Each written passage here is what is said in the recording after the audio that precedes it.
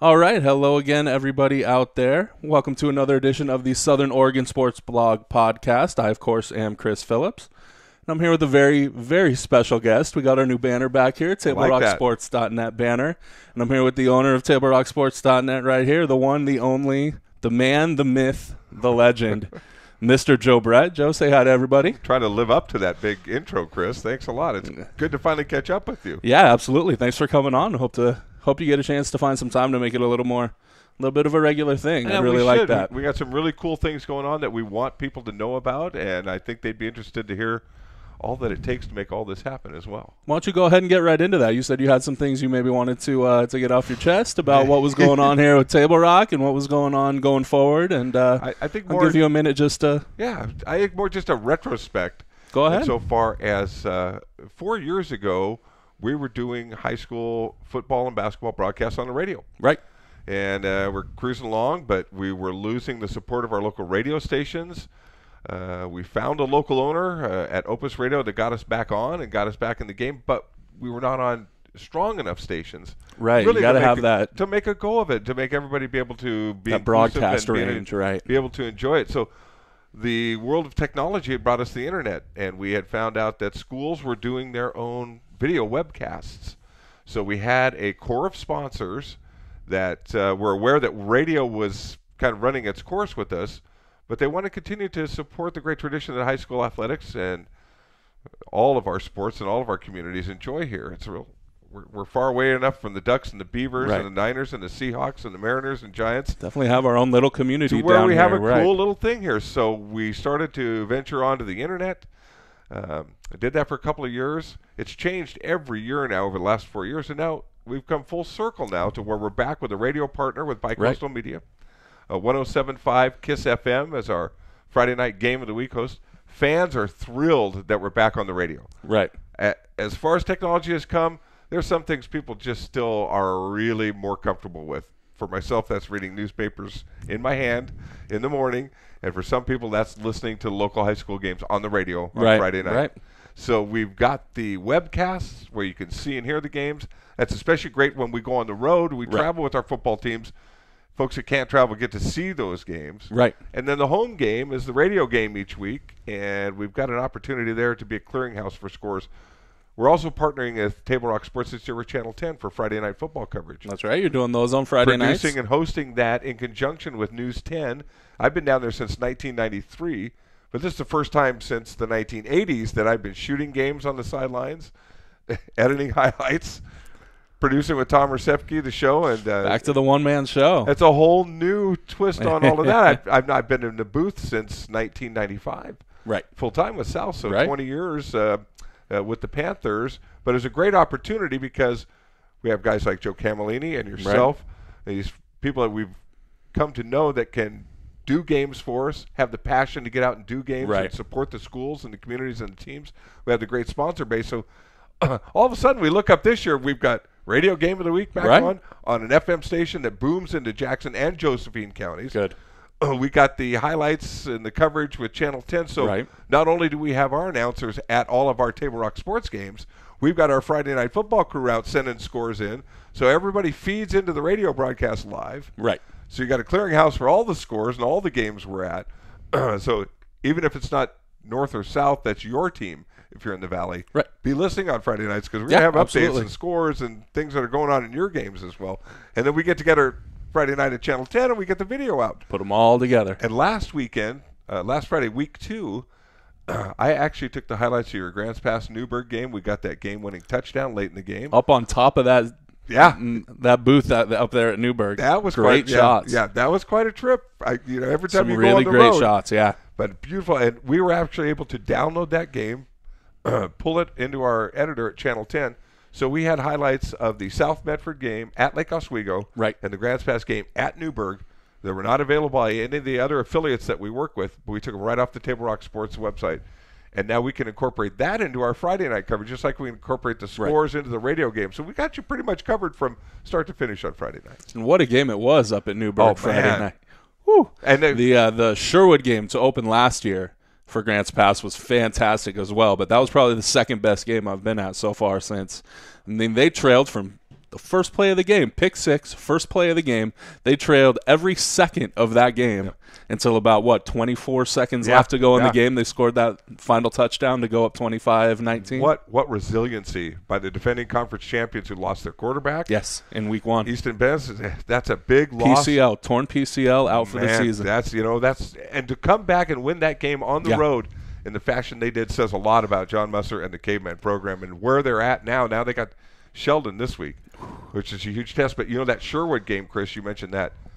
Watch out that Sherwood is not right there in the Final Four with Jesuit, Central Catholic, I think Sheldon's Tiger right or back West there Lynn. too. Sheldon's going to be right there, but Sherwood is going to be a team. They were very impressive. They're telling us, and I'm hearing from the Portland folks, this is the best Sherwood team yet, and they've had a run of some really good teams. Yeah. So there's another one to keep your eye on. Yeah, and speaking of Sheldon, 61-55, double overtime. They lose to Jesuit last week in what must have been an incredible game to be there for. We even had highlights of that, actually, really? On Channel 10 last Friday, because we've got affiliates in Portland and Eugene that are going to be feeding us games, and especially that Eugene connection is huge because the Midwestern League, Ashland, Crater, and Eagle Point play all those Eugene schools. The Southern Oregon Conference teams, the Southwest Conference teams, I should say, Grants Pass North and South, are all playing those Eugene schools as well. So that's going to just play into the Friday night coverage extravaganza. Right. So they come into Grants Pass. They come into Grants Pass tomorrow night. They're not happy. They're not happy about last week. They're also not happy about last season. Last year. When Grants Pass went to Sheldon and won by 2 points, and again took out, obviously not intentionally, I say took out, but in a game where Sheldon lost their starting quarterback and actually replaced him with Kellen Strom, who went on to win Conference Offensive Player of the Year. So Justin Herbert goes down, who was a preseason favorite for that award. They replace him with the guy who actually ends up winning that award. They have quite a program up there in Eugene. And Herbert's back. Yeah, and he was just a junior, You got to know, Sheldon has dominated the Southwest Conference and the Southern Conference before we realigned. The last 2 years, North Medford and Grants Pass have won this conference. Snuck up on them. That's the only hitch in Sheldon's giddy-up. Right. So you know that the Irish are loaded. And Kellen Strom, you brought him up. That's just a freak of nature. Right. He's never been a quarterback his whole life. Right. And he's a Conference Player of the Year because returning kicks defensively as a receiver and as a fly sweep running back out of that slot, that kid was as good football players I've seen in the conference. But that's the kind of thing a coaching staff who knows how to take advantage of what's out there on the field. They know how to play to their kids' strengths. I mean, really impressive. And they get the very best kids from Eugene. With that open enrollment. Right. Like Sheldon is football U. Right. For the high school. It's kind of a unlevel playing field with the. Right. And speaking of that, you have Central Catholic. Up in. Yeah. When was the last time? Can you remember a season where the two state championship game teams, Tigard and Central Catholic, both opened the next season 0-2? I was thinking that when I just looked through the standings and the rankings and I saw 0-2 besides both of them. It's like, well, that tells you. And you know what I love? We do not have high schools in here that are like the big-time colleges. And even the Division I schools are having to play tougher schedules because of that Final Four and what it's going to take to get into that Final Four. I love how Jesuit and Central Catholic open the season against one another. Jesuit, Sheldon. And then Sheldon, in week 2. And Jesuit wins both of those games. Both those games in extremely exciting fashion. Look at our own locally. Henley had a 35-34 win over Cascade Christian in week 1. Whitford 2, Cascade Christian did on the final play. There's another team. Powerhouse, Cascade Christian's open 0-2. But they play a tough schedule. And once they get down the line. Great about high school sports. You never know what's going to happen year to year. There's such turnover. I love these teams don't shy away from one another. Henley beats Cascade 35-34. Eagle Point goes over to Henley and beats them 42-40 in week 2. How good a games has Henley played in the first 2 weeks? An exciting game. So, it's on. I mean, we don't waste any time getting right into the business. And then this Three Rivers Conference, I'm looking through Sherwood. Obviously, people are talking about them. Tiger opens 0-2. They lose to Westview, or they lose to Sheldon and Beaverton. So to open 0-2, that's tough for another power. I mean, a team with a reputation behind them in Tiger. Yep. And I think Lake-O, who do they have? West Lynn this week? I think. Lake Oswego, West Lynn, that conference is loaded. good teams. We got Lake Oswego, Sherwood, Tualatin, Westland, Newburgh, Canby, Lake Ridge, Tigard. Yeah, and Tigard. So Tigard 0-2. We're in the championship last year. Westland's a very good team too. So very high. Great quarterback in Tawa there at Westland. Westland goes to Lake Oswego next week or tomorrow. Tomorrow. So that's going to be a game that goes a long way towards determining what happens. But I love these early season matchups. Even on our local level, teams are not shying away from good opponents. They're testing themselves, and it pays dividends. It really does. Down the line, you're a better team. Even if you start 0-2, right. You're playing great opponents. Right. Even if your weaknesses are exposed, right. Hey, you know more about what you have going on. Right? Now I know Absolutely. I need to work on it. Absolutely. And when push comes to shove at the end, I'm going to be someone to be reckoned with because I've played some tough teams. And right. I think teams do a disservice to themselves when they pad their schedule with easy games. And I think even the college, it's the same in college, right? They're coming around out of where they're penalized. Although you saw, what was it, Toledo comes up and jumps, was it Arkansas, I think? Yep. Yeah, Toledo comes up and jumps Arkansas, Temple. Auburn almost right. Won. So these things, they happen every once in a while. You might never know what's going to happen. Team, right? If you're going to lose to a dog. Might as well get the credit for it in the end of the. So the only 2-0 team we have on the Table Rock network so far, go back to 5A. We've been talking about 6A so far, but the Crater Comets 2-0. I got to tell you, watch the Crater Comets. They've had a couple tough injuries, setbacks in the last couple of years, and in that Midwestern League with Marist and Ashland and Springfield. October 9th, October 9th, they host Ashland. Ooh, and let me tell you, Marist lost in week. They're 1-1 after 2 weeks, so they may not be as big and bad. And I think Crater and Ashland have exceptional teams this year, and that Crater team is really one to keep an eye on because they've just been a little bit snake bit, and a top player here and there, and they've not been able to really go at full strength. And this season, they got their guys together, and I think they've got something special going on. The way they came back, Kevin Gillespie had probably as good an individual performance in that Crater game against Paradise, California last week. 2 interceptions, a fumble recovery, a 99-yard kickoff return for a touchdown. He ran 32 yards for the game-winning score when Crater roared back from 17 points down in the fourth quarter. I mean, we went down the list. It's like you were reading the stat Kid line does a for little 3 bit of guys. everything. It's like there were 3 different guys named Kevin Gillespie. No, Crater's got something special. John Beck, I think, is hungry to have a big season, have a breakout season, and I think his kids are as hungry as he is, and are showing that on the field. The way they came back, hung in there at game against Paradise, really showed me something. The way they came back and won that. Right. Move back to 6A a little bit. The team I'll be filling in for Joe Camerlingi tomorrow night for the South Medford Panthers. Got a little bit of the butterflies. You're filling 2 Joes, right? Joe, right, and Joe Brett. I mean, right. Well, you're long gone by now. You're ancient history, removed, right? Ancient history. But they have Willamette. They have Willamette on Friday. So, team that has been at the bottom of the conference so far. So I mean. Tell me, you're the South Medford guy. Let's go a little bit take a little bit of time and get to the Panthers. Great article in the paper today about the Willamette visit because they're coached by Jerry Wolfram's son, Josh. Jerry Wolfram was defensive coordinator at South for years for Bill Singler, and up until just a few years ago, I think 2013, was their strength and conditioning coach at South Medford. Jerry Wolfram is a 77 graduate from KU High School, Klamath Union. I was a 77 graduate over there in K Falls from Sacred Heart, so knew Jerry really well growing up. I think for years he was the triple jump champion of the Southern Oregon Conference in track and was a phenomenal athlete. And his kids and his brother and his nephews have all been great athletes. But the Wolframs are going to turn around the culture at Willamette University. And the fact that Jerry is helping Josh, is bringing some experience and some things, and they're already seeing some results. They feel good about the roster that they have. They feel good about the work the kids have done.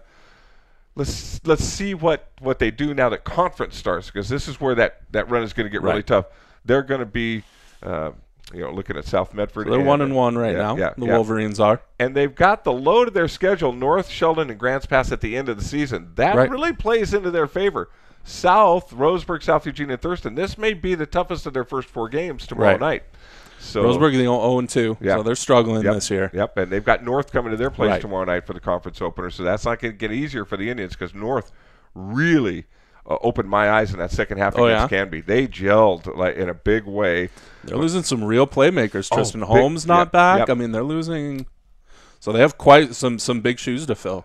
But their defense Yeah. really, in the second half, held Canby to 35 yards in that triple wing veer option. Yeah. Everybody up there runs that. Sherwood runs it. Yeah. Newberg runs it. Everybody up there runs that very similar sort of coaches hate throwback, double wing T sort of veer. You run into it about once a year, and it's really hard to prepare and assign for. And that's why everybody makes fun of Notre Dame for scheduling Navy and Georgia Tech every year. Yeah. You don't understand how different those teams really are, and why Georgia Tech sneaks up on people every year. Yeah. Because you're not used to seeing this old school pounded triple option assignment football on defense, right? They take a lot of discipline to defend. So they're always very interesting games. And if you're disciplined that likes to fly around and make plays, and get in there and get into the backfield, they'll just eat you up. Yeah, because they'll have a guy on you, or they'll just let you run right past them. And they'll take that one more cut, and they'll cut right in behind that. All when you start getting that motion towards one side of the field. So, interesting that Willamette's pretty much going to come on the road to Spiegelberg Stadium and have a big challenge on their hands. Let's talk about the Panthers. Marthowski, Cody Marthowski, the senior quarterback, and Robbie Patterson, the sophomore quarterback. Both threw a couple interceptions at Lake Oswego. Panthers had 6 turnovers. Still only lost that game by 5. 5 points, that really says a lot about another traditional power out of that Three Rivers Conference. Says a lot about this young Panther team and their drive and motivation to play football. Makai Manawai is the big senior, linebacker, fullback. He's not been able to do much on the ground yet, but Chase Coda and Caleb Franklin and the 2 quarterbacks, the senior and the sophomore, have had a really nice rapport right off the bat. Both the senior and the sophomore went 10 for 14 passing. Patterson threw 2 touchdowns. Marthowski threw 1. But both threw 2 interceptions. Yeah. So, but it's a very. So I don't think Bill Singer's looking for someone to emerge and take the quarterback job. He's happy with it too. I think we're going to see. I don't think he wants to see Patterson be put on the shelf and not develop as a sophomore. But I think he also knows that there are going to be times where that senior leadership and that need poise, that guy in there. Yeah. So I think it's going to just work itself out game by game. Go with the hot hand when you need it. Go maybe with the senior poise and experience when you need it in a fourth quarter of a tight game. But I think it's nice to have those options. And if the Panthers can get Makai Manaway loose on the ground, if they can open some holes for him, and I peeked at the Lake Oswego game a little bit, and he didn't have a big night there, and Sunset really limited his effectiveness on the ground. But you get Makai rolling, and then can throw the ball to those weapons on the perimeter. And another one, Bobby Chansey, number 9 for the Panthers, is out this week with an injured shoulder, strained shoulder. He was running. They have the 2 quarterbacks, and he was running. Bobby was running some Wildcat in the Sunset game. So direct he was snap very effective running the ball out of the backfield, little option read type of thing out of the Wildcat. So I think when he gets back, you may even see a third guy back there in the backfield taking the snaps on given plays, and they rotated Wildcat back to regular shotgun, and so they can do some things to keep you on your toes defensively. Seemed like the one thing, looking at their roster, the one thing kind of holding them back was depth. Seems like it's kind of a short bench, and you're talking about the running game. The main place you usually see those kind of issues come up are especially along the lines. So they're not real deep. Everybody's going to have to kind of hold up, and Panthers had a rash of injuries last year, so that should even out this year. You hope that you get a little bit of love on the other end of that. Then North goes to Roseburg this week. I'm really impressed with Black Tornado. And, their coach was not here most of the summer. Mike Mitchell is in Sweden. Uppsala. Jag pratar lite svenska. I'll ask Coach if he knows any of that. But he didn't get back until late. And I think that trip down to Fortuna, a lot of new faces in new places. They lost 21-14. They turned the ball over 5 times. And they were down 10-6 to Canby at the half last Friday at home in the home opener. But I saw something in that second quarter. I saw just a little bit of gel coming together, and then the defensive effort in the second half, and Will Spence had a couple of scores. He's their all-around main man. Will Spence can do it. Special teams, offense, defense. Tucker Berry, both sides of the ball, going to be called on for big plays on both sides, and a lot of minutes on the field. And see, they're kind of the opposite here. They start their conference season with Roseburg, South Eugene, Thurston. So they have some time for some things to come together before they get into Grants Pass, South Medford, and then they close at Sheldon. Yep, at Grants Pass, South and Sheldon. That really spreads out nicely for the Black Tornado, I think, in that you don't have a Sheldon Grants Pass and a South back to back to back. Right. South Medford and Sheldon at the end. Yeah, that North-South game is always, no matter what day or where that falls in the schedule, that's good to go. But once you get to the end of that stretch, North could be in a position to challenge Sheldon there at the end, and we'll see how this Grants Pass Sheldon game comes out this week, because that really, who else besides Grants Pass is going to challenge Sheldon? Nobody. And I think North may be that team by the end of the season. Right. That might just give them a go. I think Grants Pass. It's going to be fun to watch it all play out. Right. Yeah. Sheldon's going to come into that game, looking for blood. Yep. They're going to come into that game angry about last year, angry about last week. Yep. So it's not just last year. Yeah. And again, the Cavemen replacing Easton Bentz. Yep. The starting quarterback coming into the year with Dylan Hanley, another guy never taken a snap as a high school quarterback. Yeah. First play of the Newburgh game, throws a pick six to maybe the best DB in the state. I did the post-game assistant coach interview that I guess something was wrong with the mics. I guess didn't actually get up to we were way up on top of that broadcast booth, so those wireless mics have Love those road games. Right. He said the biggest thing he wanted to give his players credit for were really, especially the seniors, but all the starters really rallying around him after that play. First pass he ever throws in a high school football game gets taken back for a pick six. And you're the guy we picked to replace our quarterback that we're counting on this year. It would have been real easy for the rest of the team to get down on him specifically and down on the situation and down to a Newburgh team that wants to be is improved, is clearly improved, and wanted to come into this year and Newburgh to say a little something. Newburgh held that lead through most of the 47 minutes, till over 47 minutes were gone. So he really wanted to give credit to especially his seniors for rallying around Dylan Hanley and really making it a situation where he could stay in that game and slow it down a little bit, take a few deep breaths, find what he could do, and actually have what ended up being obviously a W on the scoreboard. How important that comeback win is when you consider that Sheldon is coming tomorrow night. Right. If you're 0-2 and your new quarterback has struggled and never got out of that hole in that game, I think you're really in for a long night. Now I think you got wind in your sails and you're thinking, we beat them last year. Right. Granted, it's not the same team, but they're coming to our place. Right. And I always loved this when I played high school athletics. The bigger you are, the harder you fall, man. Let me play the very best. There's no shame to lose. That's how you make a name to the for great yourself. Teams. But man, if you want to be somebody, you got to beat somebody. You always want to punch up. Yep. Never want to punch down. You don't want to be the bully. You want to be the guys punching up. No, I'm climbing that ladder. So Cavemen and the Tornado won the last two conference titles. As conference play opens tomorrow night, that is burning. Right. That is a bird that's burning under the Sheldon saddle. So we'll see what the Irish team come out with. Made state semifinals last year, so they came back from it.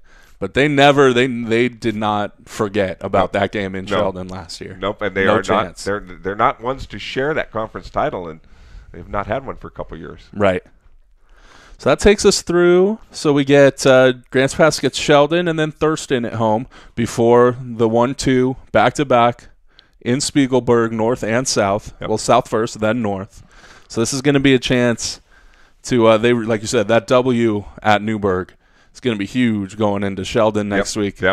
Thurston, another team that has some struggles, but also has a couple of big playmakers. So and then going into South and North, going to be very interesting to see what the Cavemen can survive through that 16th of October stretch. They're going to be in great shape, and I think for them too, it's just a matter of get back into the playoffs and be fine-tuned, healthy as you can be, and take your playoff shot. You may not go in as the conference champion this year, but that didn't. Sheldon has advanced as the third-place team and the second-place team into the semifinals and the final. And Grants Pass still has Anthony Del Toro, who's a defending defensive conference defensive player of the year. So and they always play great in inspired defense. I think Sherwood really caught them unaware. They did not know. And that's what makes Sherwood look so good right the way now. Sherwood threw the ball that first running, time. I mean, power up the middle, Yep. speed and precision blocking on the edges, explosiveness, real, legitimate explosiveness. And Sherwood looked very good. Sherwood looked as good as any high. I mean, I've only been doing this for a year and a little bit, but Sherwood was the best high school football team I've seen in my time on that field last you have a good eye too, Chris, and they were that says a lot. And I would say they were a 5A power that dominated, and now here it's really impressive that they've come to the 6A level, and now they're rising to that. And especially in that Three Rivers, we keep running it down, but Lake Oswego, Sherwood, Tiger, Westwood, good teams. I mean, just fantastic teams. It used to be the Metro for a while up there, but it's definitely the power has shifted out of there. Yep. So like you said, North starts with the easy part of their schedule, Roseburg, South Eugene, Thurston, before they get into the heavy hitters, Grants Pass. Then they get a little bit of we'll see where Willamette's at that point. And then they get South Medford, and then they close at Sheldon. So that looks like a game that could really go a long way towards. That could be your conference championship game, really. The way we've kind of projected forward on the schedule could very well play out that way, and North could have a shot at Sheldon for all the marbles there at the end. Right, and then South kind of has that evenly spaced schedule. They get Willamette this week, then they get Sheldon and Grants Pass, and they get Roseburg, South Eugene, then they get North Medford. So they have sort of that evenly spaced schedule. No real pockets, no real tough 3-week stretches where teams can really get into trouble in those second and third weeks. If you get get beat down a little bit, get a couple people injured, it can really it could just take your season right away in a hurry. So I'm thrilled to see league play start. The 5A and 4A teams are still another week or two away, but for these 6A schools, you play those first 2 preseason games. Hopefully, you get all your weaknesses exposed. You address those. You find out who survived, who's gone to the MASH unit, who's still and who's available going forward. And then this is where it really starts to count. And again, with the power rankings, it's such a different thing than where you used to have to finish in your top 4 of your conference, and the conferences were then paired up against one another. This power rankings. I like it. You have a 2-7 Thurston team getting in last year. You have stuff like that. Those play-in games. I just think I understand why they do, and this is a little soapbox of mine, but there's too many playoff teams. There's just too many. 32 is too many. You've got 8 conferences. You go your 8 conference winners, top 8 seeds. They get a bye. Right. You get the 16 under that. Playoff. Play the winner, and then you have 16, 1 through 8, 1 through 16, and you play it out that way. I understand why they do it. You want to sell some more tickets. You want to get the sense of inclusiveness. You said it yourself. 2-7 Thurston in the playoffs. Right. Who wants to see that playoff? And it's a meaningless. Who wants to see that? Right. And it's a meaning. It makes those first week games completely meaningless. And I'm 2-7. And I finished.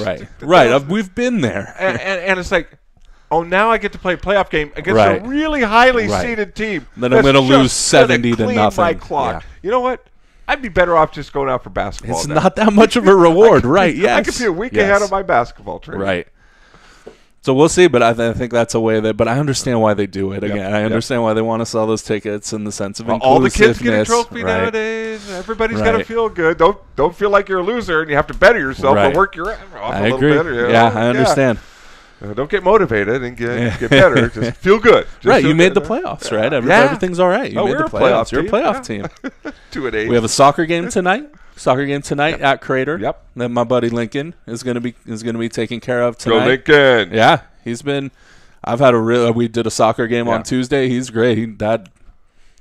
I love learning. I'm a guy who loves learning things. So I love when I can have a color guy that actually, and he knows his soccer. He really does. He was at the Women's World Cup. Yeah, he really does. That's a soccer fan. And if I could tell folks, one of the most enjoyable things about this blossoming of Table Rock sports is the opportunities to cover more sports, more kids, more schools, but also to find people like yourself and Lincoln and Demi and Chris Janish and Jack and Joe Camerlini and JD. You go down our list of our guys, we found some really talented, passionate nice people. Little core right now. Yeah, and people who have been just itching to get out and do some things like this. And so those opportunities, I know the fans, the schools, the kids appreciate it. it's great for us because we get to do something that we love. And especially everybody, the parents, especially football gets all the attention. Yeah. Football kids don't need the more. It's all the other, and especially the parents. It's the softball parents and the wrestling parents that come up to me with. I mean, I can't tell you how much it means to be able to tell my relatives they can go somewhere and see. We were getting tweets from Australia. Yeah, that's the beauty of it. Last year. Yeah. Australia. I mean, we put this out. It's worldwide. And I think more and more people are finding out that the games are available. They can follow their relatives and kin and friends. And our improved internet service, the numbers are much better. The video is so much better now. Let's just be real straight. iHigh was a disaster last year through football and basketball season. And Table Rock Sports made a conscientious decision to dump iHigh and to sign on with Stretch Internet. Stretch Internet's more expensive, but you get what you pay for. And that Wirecast software is fabulous. It is. There are no national ads.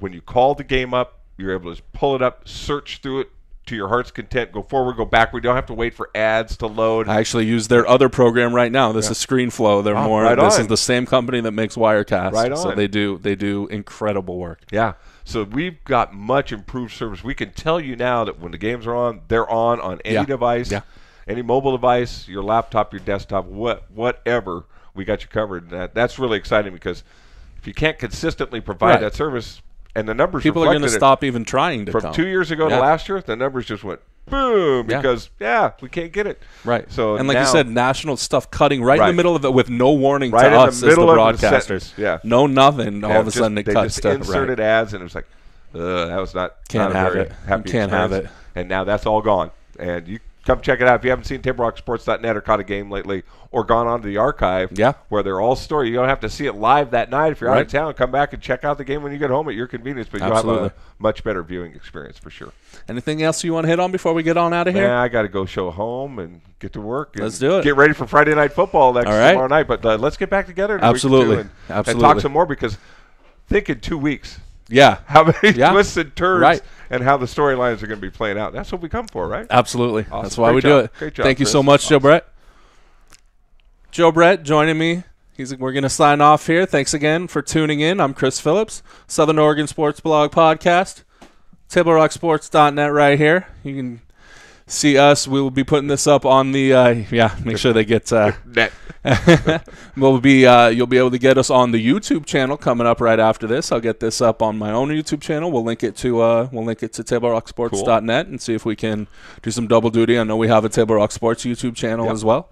So we'll make sure and get some cross. And we also want to get these blogs on our website too. Vlogs, I should say, the video blogs. So check it. We'll make sure you can find it somewhere. Absolutely. We'll get it done. All right, Thanks a lot, Joe. We're signing off for this time, and we'll be back next week.